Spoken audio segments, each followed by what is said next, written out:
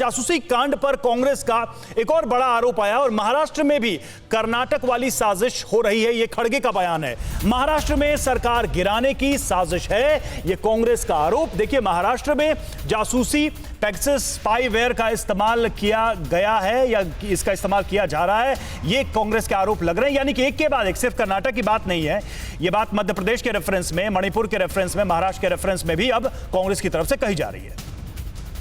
ऐसे बहुत से स्टेट को अब महाराष्ट्र में भी हाथ डालने की उनकी कोशिश हो रही है। तो इसीलिए हम अब हमारे पास लड़ने के सिवाय और कुछ हथियार नहीं।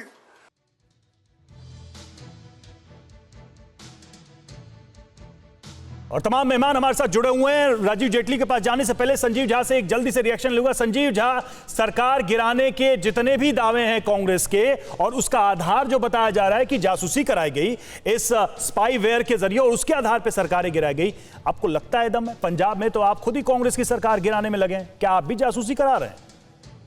देखिए, मुझे ये लगता है, अब पहले मैं दो बातें, अब जो आप कह रहे हैं कि चर्चा से विपक्ष भाग रहा है, चर्चा विपक्ष कहाँ भाग रहा है? चर्चा तो विपक्ष करना चाह रहा है। हमारे सांसद ने भी 0 आवर में सवाल उनको उठाने नहीं दिया गया। आप 3 दिन के हाउस के बिजनेस को देखेंगे तो कहीं इस बात पे चर्चा के लिए कोई नोटिस है? नहीं नोटिस है। विपक्ष तो यही कह रहा है कि आप चर्चा कराओ, फिर जेपीसी की मांग कराओ। मेरा ये कहना है कि अगर आप बिल्कुल पाक साफ हैं तो क्यों नहीं चर्चा करा रहे, क्यों नहीं जांच कर रहे? क्योंकि अभी प्रदीप जी कह रहे थे कि एनएसओ पे आरोप लग रहा है। नहीं, प्रदीप जी बहुत सीनियर पत्रकार हैं, पर कोई एनएसओ पे आरोप नहीं लगा रहा है। ये कहा जा रहा है कि एनएसओ ने सरकार को बेचा और सरकार इसकी जासूसी कर रही है। सरकार कह रहा है मैं जासूसी नहीं कर रहा। तो एनएसओ के तो बहुत सारे कस्टमर्स हो सकते हैं ना। और एनएसओ ने कहा है कि हम सिर्फ ऑथेंटिक एजेंसीज को ही डेटा देते हैं। वो एनएसओ का बयान है। ये एनएसओ क्यों क्लीन चिट दे रही है सरकार? इसका मतलब है कि दाल में कुछ काला है। सरकार, इसका मतलब है कि सरकार जासूसी। राजीव जी जवाब दीजिए, राजीव जेटली जवाब दीजिए। सत्यता दिख रहा है। हाँ, आप देखिए, मैं आपसे फिर कह रहा हूं, आप मान लीजिए कि इस एनएसओ के ऊपर चर्चा करना चाहते हैं, अपनी चैनल पे शाम को डिबेट रखिए और दिन में देखिए कि पार्लियामेंट के अंदर किस किस राजनीतिक पार्टी ने इसके ऊपर चर्चा होने दी, किस किस राजनीतिक पार्टी ने ये कहा कि चर्चा होनी चाहिए।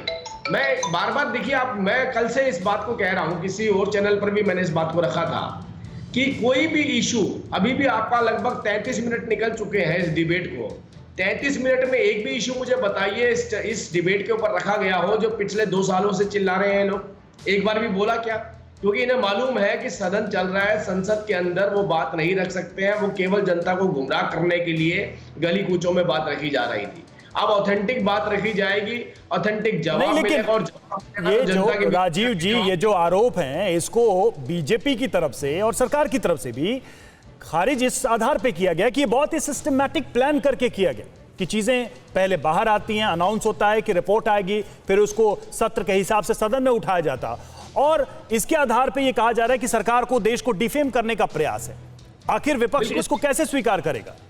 आप ये देखिए, सदन चलने से 2 दिन पहले तक क्या ऐसी कोई चर्चा थी? बिल्कुल नहीं थी। अगर ऐसी कोई चर्चा होती तो ये पहले क्यों नहीं करते?